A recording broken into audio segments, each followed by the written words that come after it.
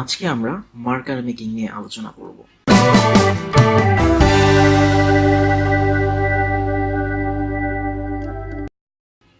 প্রথমে জেনে নিই মার্কার কি।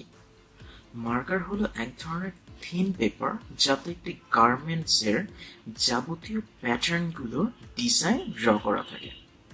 অনেকে প্যাটার্ন এবং মার্কার একটু গুলিয়ে ফেলে, তাদের জন্য বলছি প্যাটার্ন হলো মাস্টার কি, আর এই মাস্টার কি থেকে যে ডুপ্লিকেট কিগুলো তৈরি করা হয় সেগুলোই হচ্ছে মার্কার।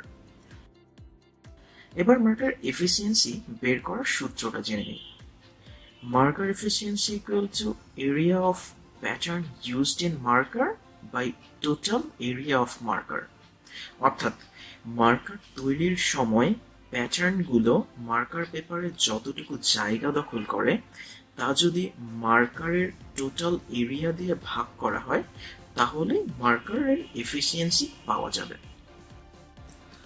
মার্কার এফিসিয়েন্সি যত হাই হবে ফেব্রিক ওয়েস্টেজ তত কম হবে। তাই মার্কার মেকিং অ্যাপারেল ম্যানুফ্যাকচারিং প্রসেসের অন্যতম গুরুত্বপূর্ণ একটি ধাপ। মার্কার এফিসিয়েন্সি যে সকল ফ্যাক্টরের উপর নির্ভর করে তা হলো মার্কার মেকার, যিনি মার্কার তৈরি করবেন তিনি যতটা দক্ষ হবেন ততই মার্কার এফিসিয়েন্সি বৃদ্ধি পাবে।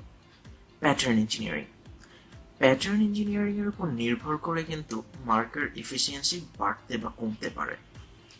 মার্কার মেকিং মেথড, মার্কার প্রধানত দুভাবে তৈরি করা যায়, ম্যানুয়ালি এবং কম্পিউটার এইড দ্বারা। কম্পিউটার এইডেড মার্কারের এফিসিয়েন্সি সাধারণত বেশি হয়ে থাকে। এছাড়াও fabric characteristics, garment type and size, marker length, width এগুলোর উপর ডিপেন্ড করে মার্কারের এফিসিয়েন্সি কম বেশি হতে পারে।